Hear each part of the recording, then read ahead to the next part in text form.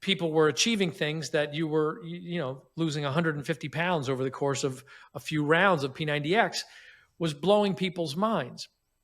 And they were sharing it on social media, and talk about a ripple effect. When people see these radical transformations, it's sort of the same thing when you've got a friend or somebody you haven't seen for 6 months, and they walk into the room and they've lost 50 pounds. The very first question you're going to ask them is, how did you do it? What's up, everybody? Welcome back to Allsmith. Today's guest is a true pioneer in the world of fitness and entrepreneurship. He's the co-founder and CEO of Beachbody, and he's transformed the way millions of people approach health by making at-home fitness not only accessible, but incredibly effective.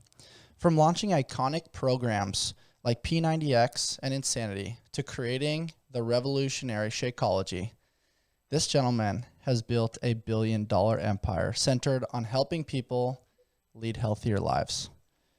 Today, I'd love to introduce Mr. Carl Daikeler. Welcome to the show, man. Thanks, Bryce. Appreciate you having me on. That was a very nice introduction.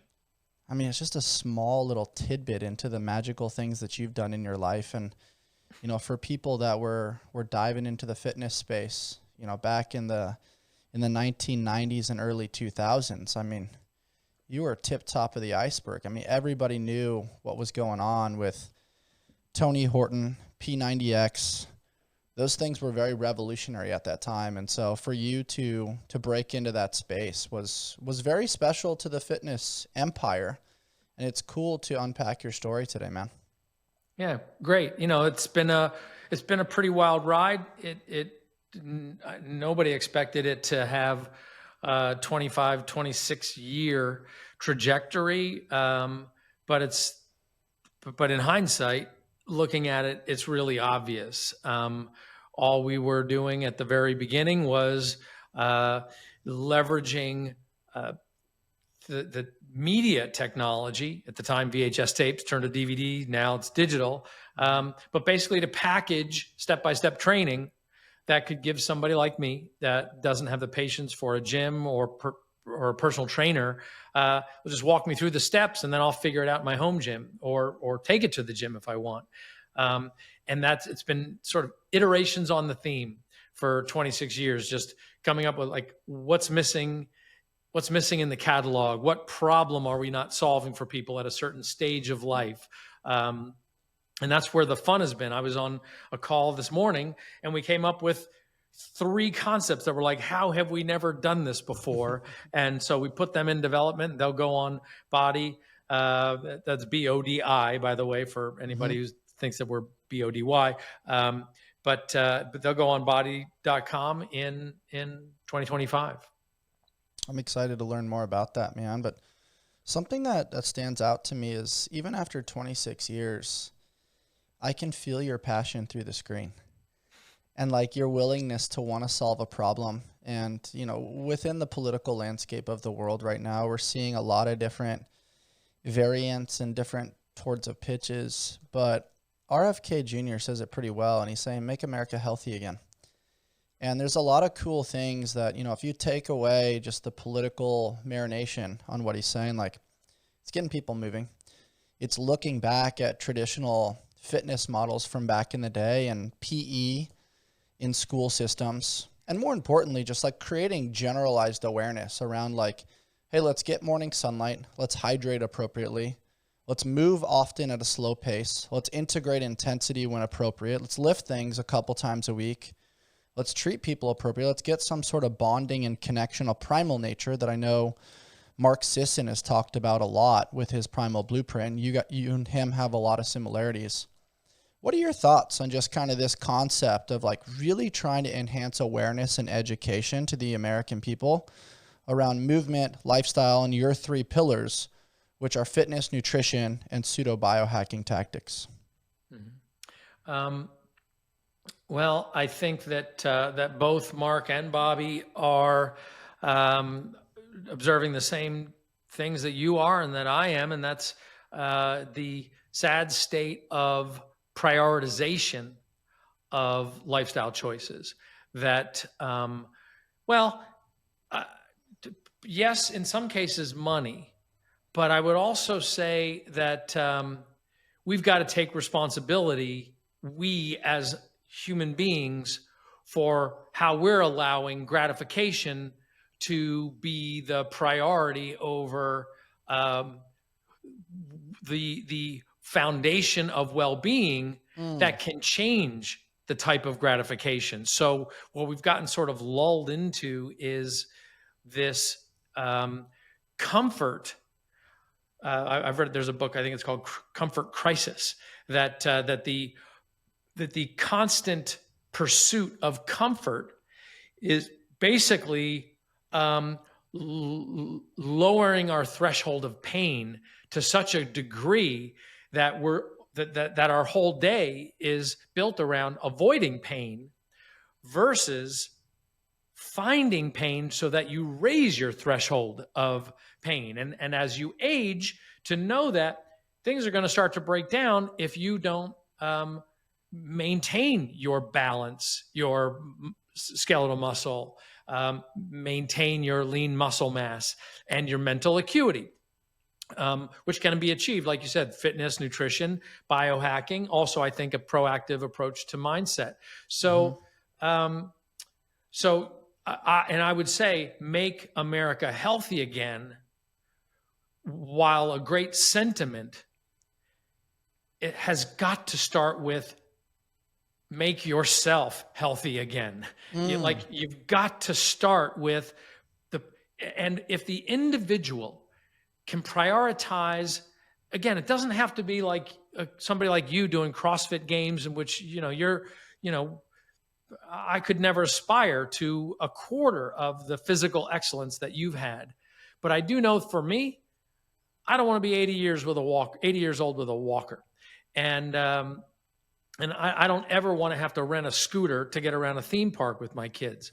So I've got my priorities, and I know what price that's going to take, and that's going to require prioritization and the discipline to not let my mind or my pursuit of comfort and gratification to let me talk myself out of it ever. Happened to me this very morning. Like, I'm just like, God, I don't feel like doing this workout. And I'm like, yeah, but you know what else I don't feel like doing? I don't feel like walking with a cane.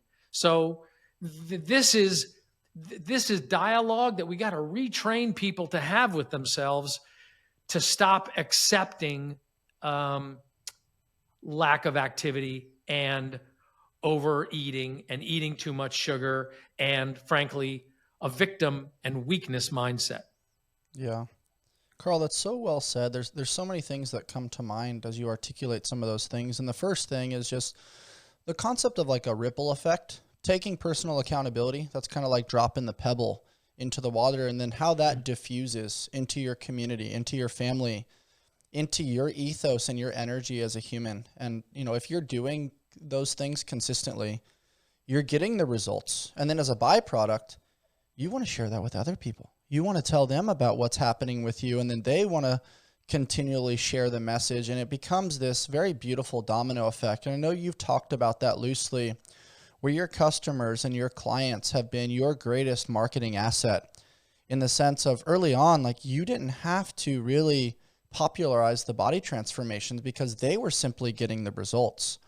And will you touch on that a little bit, how you allowed the agency of others to be this very successful marketing scheme that positively impacted the world? And I don't think you went into it with that ideation, but it became that because simplicity is the ultimate sophistication. You just gave people the microphone in some ways.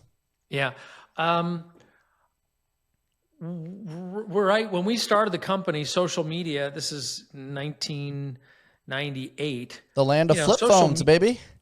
right? Well, and so social media hadn't taken over, and so infomercials were still providing credibility that a program could really work, right? And but then what happened was, particularly with programs like Power 90, Slim in 6, which is a 6-week program, or then of course the giant in 2005, 2007, P90X, people were achieving things that you were, losing 150 pounds over the course of a few rounds of P90X was blowing people's minds.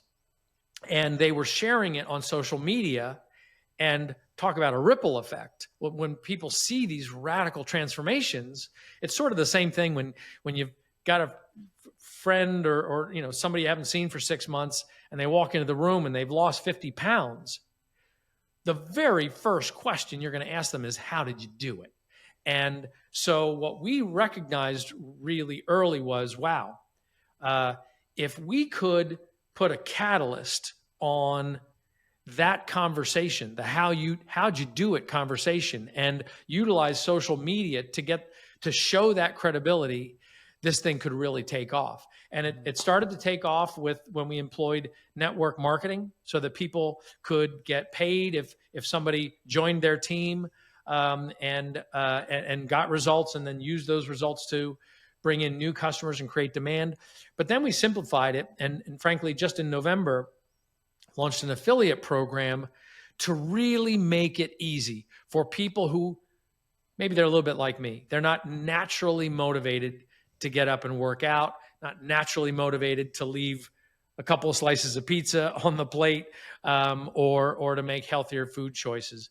But if there's a monetary upside to being consistent and getting those results, like sharing your results or just sharing your process on social media, then I'm going to do it. So we created this super simple affiliate program that people can make. Like if they generate a subscription to the Body platform, they'll make 50% of whatever, if they're in the bonus tier, they'll make 50% of what gets generated. So you can imagine, so let's say that's $90 on an annual subscription.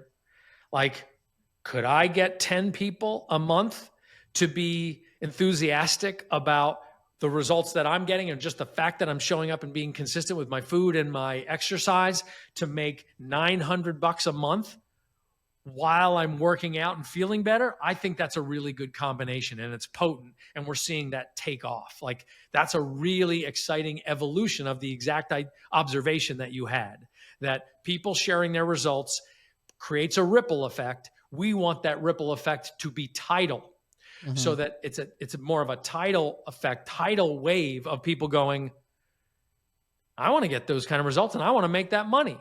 And I think there's frankly billions of dollars to share with people for helping other people get motivated by the fact that consistency works. And that's what we're doing. I love hearing just the story and how you're wanting and willing to create a platform and a safe space for people to share their stories. But what I'm also hearing is that, like, you created this whole company and this program because you're trying to solve your own problem. I'm not naturally motivated to get into the gym. I need to have some sort of incentive. And if you want to predict behavior, you'll create an incentive model, which for modern day capitalism, monetization is a great way to do that.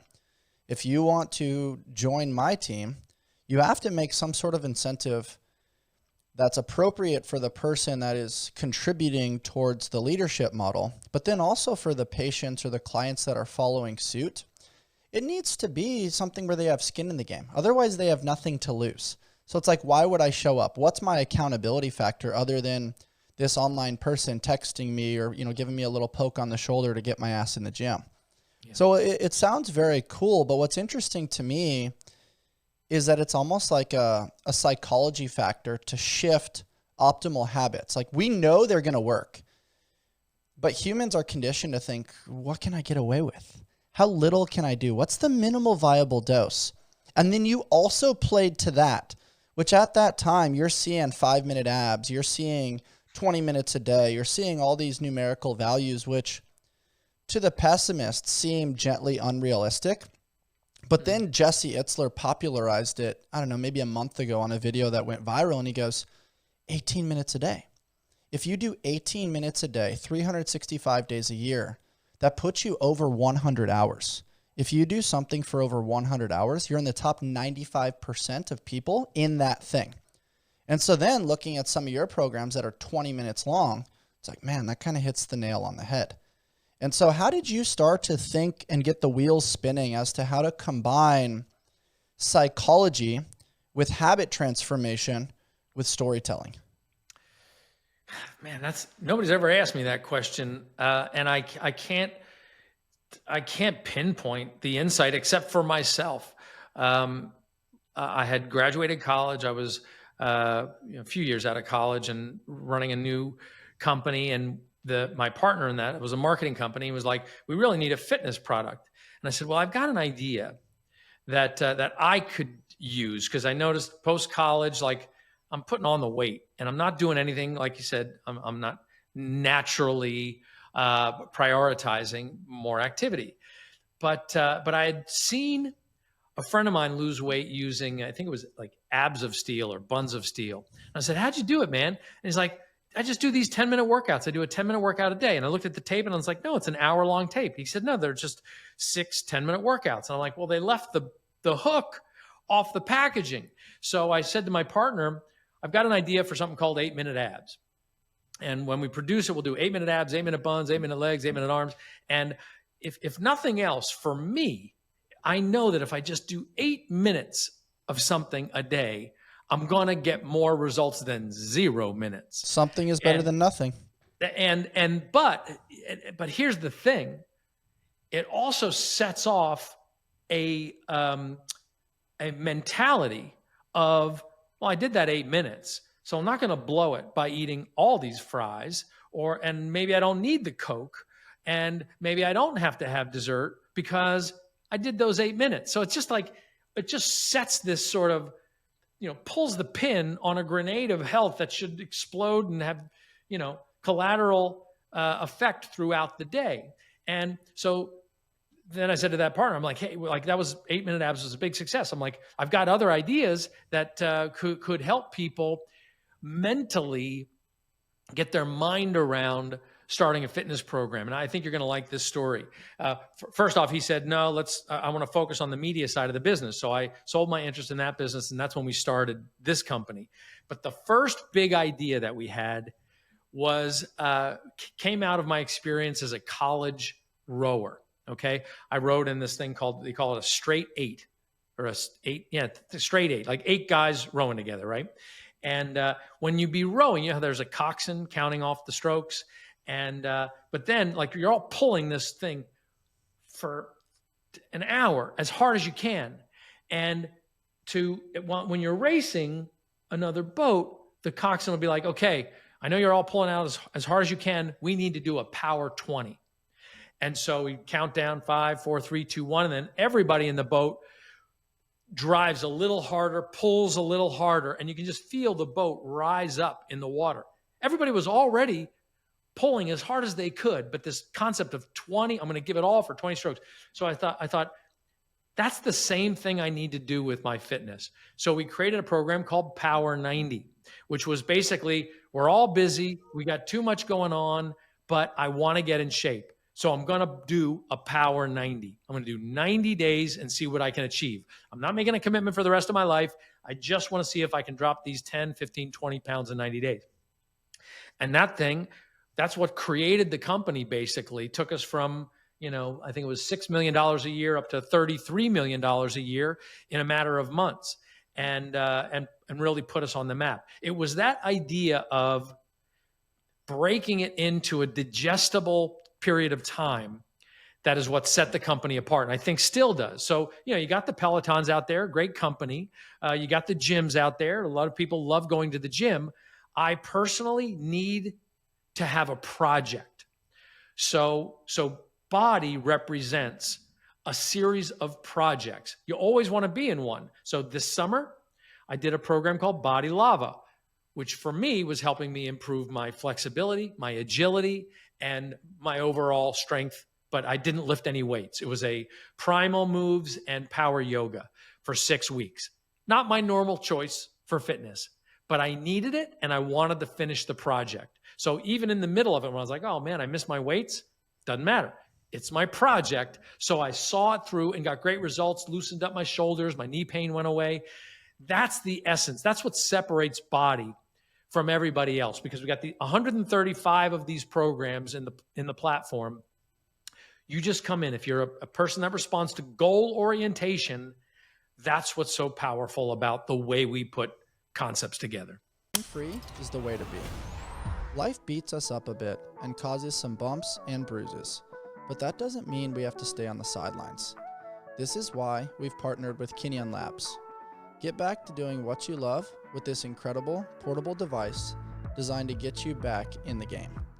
Kinyan is on a mission to move people from pain to possible with their top-rated red light therapy and laser solution, which tackles inflammation along with muscle and joint pain quickly and effectively. What I love is that it's portable and rechargeable, making it easy to actually incorporate into my everyday life consistently. It's small and lightweight, so you can throw it in your gym bag or work bag, or even an overnighter. Kinyan's lasers and LED combo make this cutting-edge device extremely versatile for use with general aches and pains, as well as chronic back pain, arthritis, post-surgery recovery, endometriosis, and more. This has been an amazing tool keeping my elbows and knees pain-free for pressing, pulling, and squatting in the gym. Great tools like the Move Plus give me the freedom and flexibility to continue living life on my terms without limitations. There are a lot of reasons why over 15,000 people are using this device and rating it 4.7 stars and above. Head on over to kinyan.io and use code ALLSMITH at checkout to begin your pain-free journey.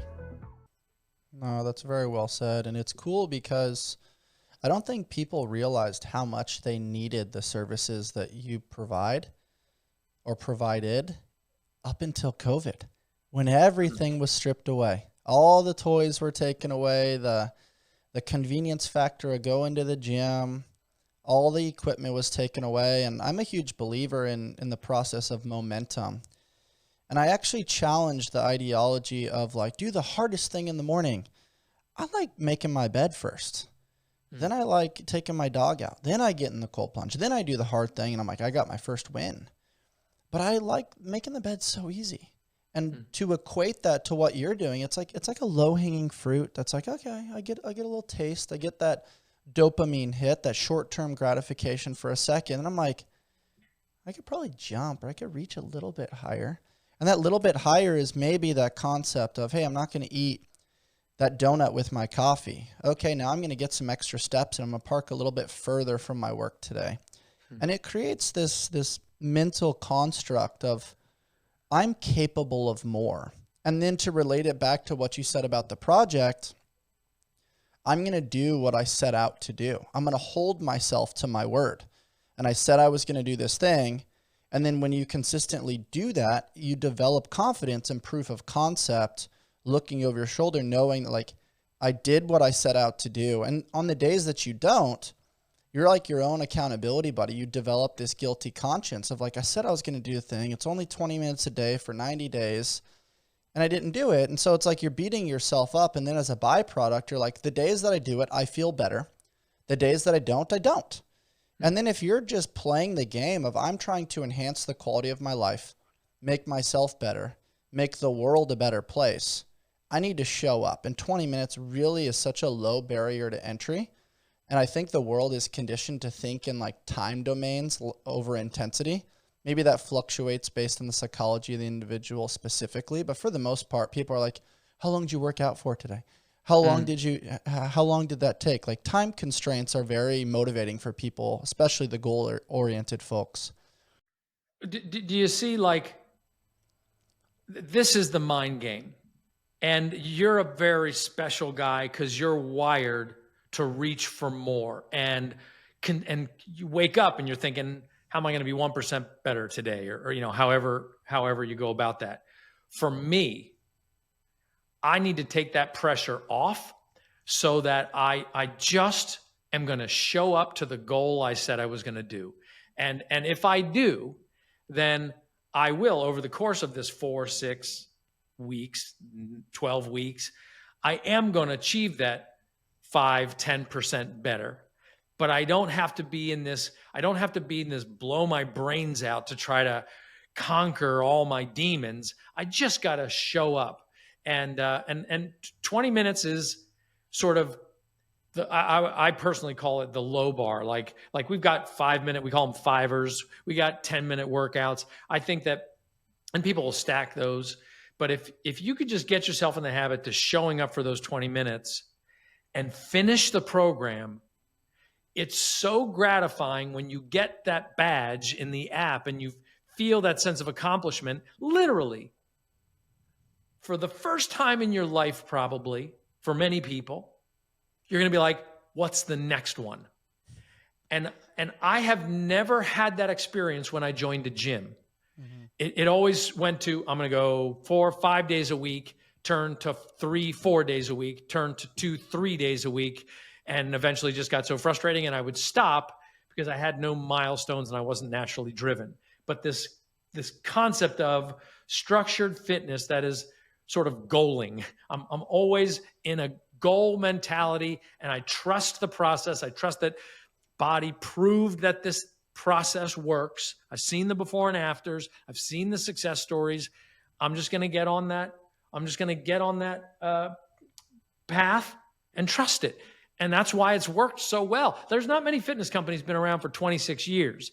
And I equate that to not brilliance, but just the fact of proving that something works and breaking it down into bite-sized components, whether people get it through a subscription or they just buy the program. Like people don't have to subscribe to the platform. They can just go buy the program that they want to do. And they kind of like if you go to iTunes and buy an album, same sort of model.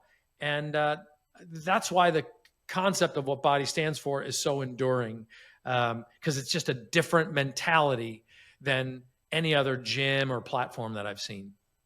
Yeah, it's cool to hear your headspace around it. How'd you kind of develop the concepts early on and make it so relatable? Obviously, it pertains to you and your original disdain for traditional gym models. You realized it was good for you. It was going to help you think better. But as far as a marketing sense and turning it into a multi-million-dollar and eventually $1 billion company, how'd you kind of play with those different iterations and evolutions over the course of time? Each one, it's like Tarzan with vines, right? He doesn't swing from the first vine to the very last vine at the end of the forest. Each one you learn, and then the next one sort of presents itself. So Power 90 was such a success. Again, $33 million in its first year. Was like, oh, geez, that was so easy. Everybody's going to come knock us off. We better come up with the next thing. And I just finished reading Lance Armstrong, It's Not About the Bike, where he talks about how going through his cancer treatments, how his musculature changed and he reduced muscle size. And we had seen that sometimes people who are carrying extra weight will get frustrated when they're doing a program and the muscle starts to build faster than the fat goes down. So they'll feel like they're getting larger. So I talked to our fitness and nutrition and results team and said, is there something that we can do, like a mild form of overtraining that will help people get slimmer while they burn off the fat? And so we did that with a program called Slim in 6. That was a 6-week program. And basically it was iterations on the theme. One that I'm particularly proud of is called Morning Meltdown 100. Everybody at the company hated that name. And I said, well, look, because it's too long, not everybody works in the morning. Meltdown, they associate with your kid having a tantrum on the floor of CVS, and 100 workouts sounds like it's forever. And I was like, okay. The idea came from the fact that most of the people on the platform are doing their workouts first thing in the morning. So let's relate to that. Everybody wants to burn off a layer of fat and know they're burning off a layer of fat every time they do a workout. So that's the meltdown. And the 100 came from, I was actually flying over Indianapolis. I was flying into Indianapolis and I saw the Indianapolis Speedway and I'm like, oh, they do the Indianapolis 500. That's a really easy concept to get your head around, to be interested in that race. And I thought, wouldn't it be interesting if my goal was, I just want to do 500 workouts or I just want to do 200. I'm like, 100 sounds good. Morning Meltdown 100. And that thing was a blockbuster. People loved the fact that, all right, I'm going to do it in the morning. I'm burning off a layer of fat every day. and I'm going to keep doing it until I get to 100. Easy goal. I know that in the journey, I'm going to get results, and I know when I'm going to do it. So these things, just like I said, they present themselves, and it's about paying attention. And like I said, this morning, paying attention, we came up with 3 of them. We're like, how did we not think of these? And frankly, that's the fun part of the job, Bryce, is figuring out what we hadn't thought of yet. And you'd think after 135 of them, we thought of them all, but keeps getting better. The Trident family taught me something really important this last year, that we are all a bundle of stories, both good, bad, and everything in between. All of their cold brews remind their customers that they are part of something bigger than themselves. I start my day with the Sweet Cream Cold Brew as I am prepping my mind and body for fitness, service, coaching, and podcasting. With various locations in San Diego, they offer over 14 nitro cold brews and a variety of specialty drinks. You can find the perfect brew and pair it with one of their treats from the Keto Bakery. You can check them out over at tridentcoffee.com and use code ALLSMITH to take your coffee experience to the next level. That's the beauty of entrepreneurship, is it continues to unlock new doors. You're learning new things.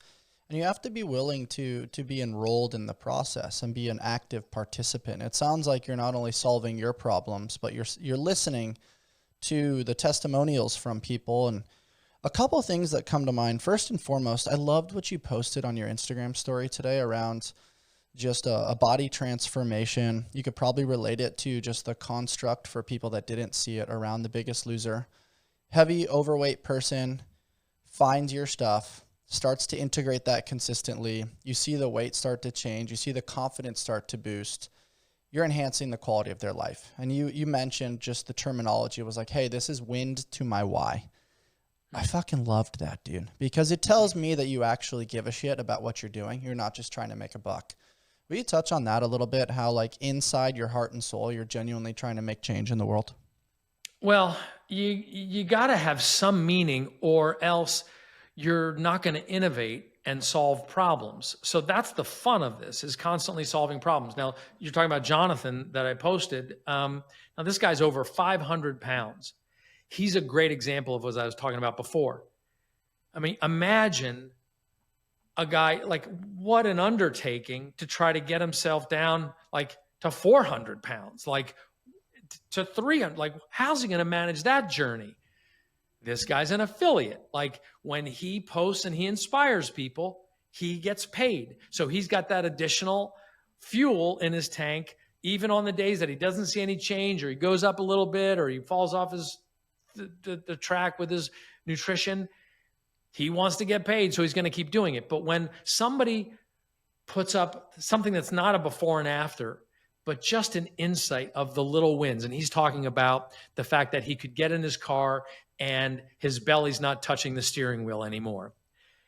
The reason that gives me the tingles, and is so meaningful, is I can't identify with that, but I can feel how painful it must be to feel completely out of control with your physicality and your ability to move around the world. And the fact that, he's doing Shaun T's Dig Deeper lifting program.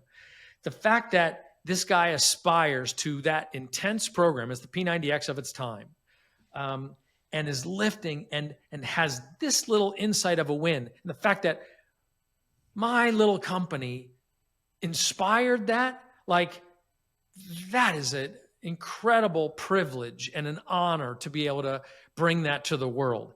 As much as I love the prospect of wealth generation, to have that kind of effect in somebody's life makes the really difficult days manageable. The days that you got to fight for change, fight for things, you encounter problems. Business is hard. It's always going to be hard. But if you know that on the other side of that, there's somebody who was hopeless yesterday, who has hope today, that's what keeps getting you up. I've been doing this for 3 decades now, and you got to have something that drives you, and that's what keeps driving me. Wow. I could feel that as you were articulating that a little bit. The other thing that's so cool to me about you, Carl, is just the power of language. you've innovated certain marketing terms. It sounds to me that you've paid attention to men's health, men's fitness. You obviously understand the power of verbiage and metaphorical analogies to create time domains, to create a beautiful combination of words that aligns with the headspace of the consumer, to create original buy-in upon the visual. How have you enhanced that craft a little bit? Because you could have a beautiful product, but if nobody sees it, it really doesn't change the world. So it's like you have to have that little like free tasting to echo the alignment with Costco. Yeah. Well, you know, you never know when they're going to resonate or not. I mean, everybody in the company thought P90X was a terrible idea. And as we were fighting to make it work, like what the hell's P90X mean? Like people didn't know it meant Power 90 Extreme. But you know, we knew that we were going to sell to the Power 90 database. So let's go with that. And then it created its own, you know, term, insanity. Like I got emails from people condemning insanity because they felt it was making light of mental health issues. I named a program Chop Wood, Carry Water. Not Great very book. aspirational, not very motivational, but it's really just about doing the routine every single day and gradually creating mastery. But, you know, again, the company's like scratching their head. Is this really a good program name? But ultimately, you try to get to the essence of the trainer and the essence of the program and with the meaning of the program, so that somebody, as they're going through all these different things, will go, you know, that seems like something. Let me double click into that and see what that thing is about. We did 22-minute hardcore, another Tony Horton program, which was about appealing to the armed forces, all the branches of the military. And Tony did an incredible job, and just the look and feel. And we shot some on a battleship. We shot some in this field that looked like infantry. We shot some in a hangar. So like this, like, look, as an entrepreneur, even before I knew it was going to be fitness, I thought I'm going to start a company so that I have a platform on which to launch ideas that I've got. And that is the gift I gave myself. Now it's my job to live up to that gift, to make sure that what I'm creating serves people. We got a program coming out in December called Belvital. It was very difficult to name. Spelled Bellevitale. Okay. It's a women's hormone health program. Everybody that I would talk to, they would say, oh, that's for perimenopause and menopause. I'm like, no. I'm like, oh, is it hormone replacement therapy? I'm like, no.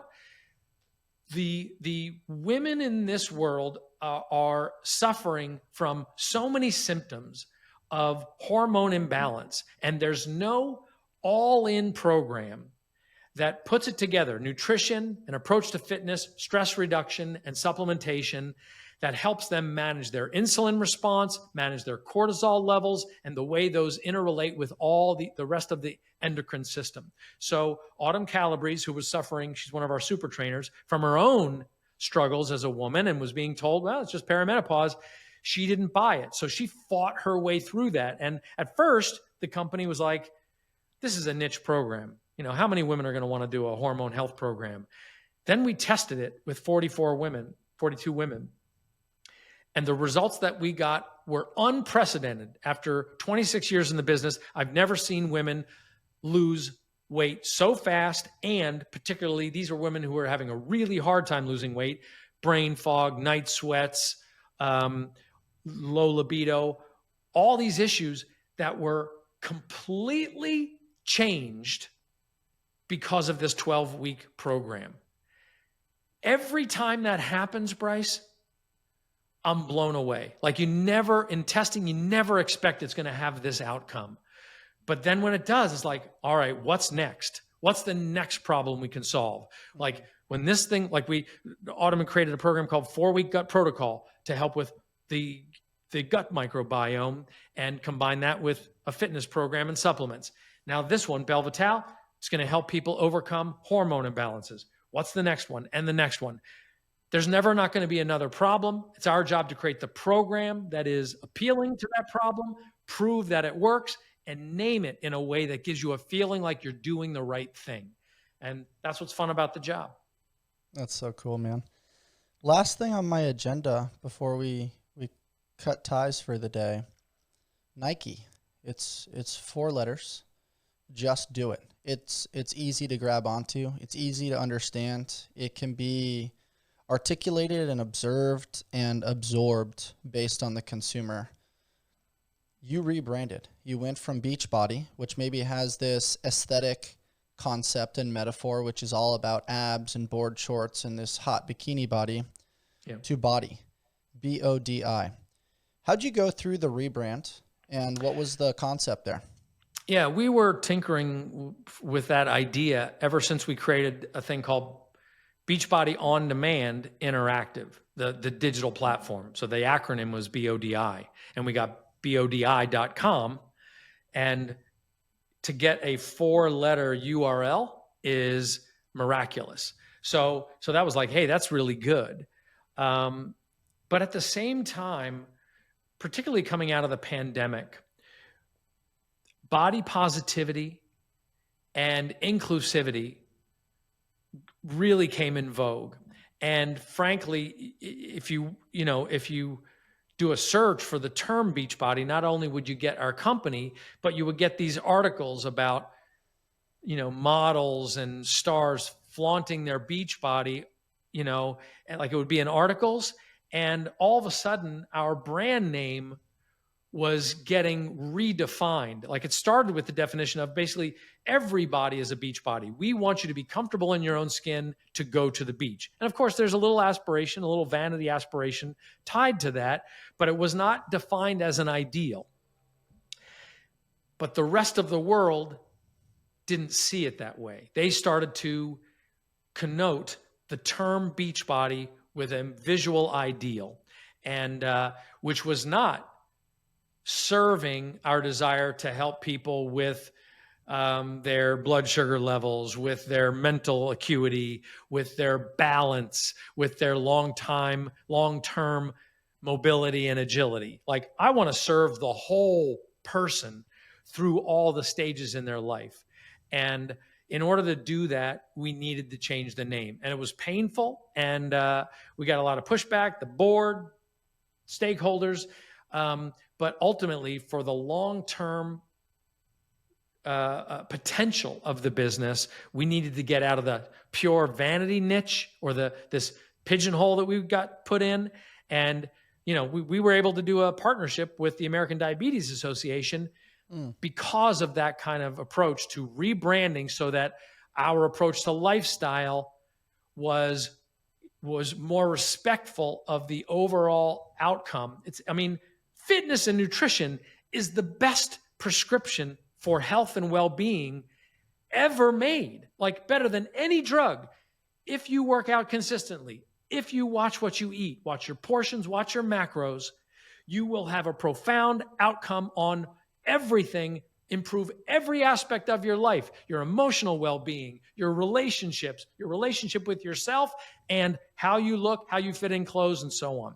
So that's when it becomes an easy decision, because the last thing I want is for the name of the company to hold us back and to make the product poorly positioned to reach everybody that we can reach.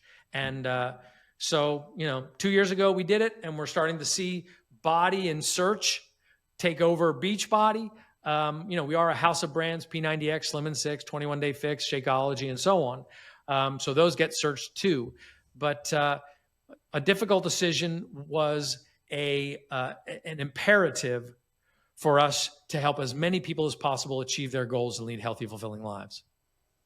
I love unlocking that passion in you, man. And it's also cool to hear, you're not just leaning towards the GLP-1s and, pushing semaglutide and Ozempic and things that are very popular in modern day health and wellness. And, they have their tools, and we can unlock some of those conversations next time we cross paths.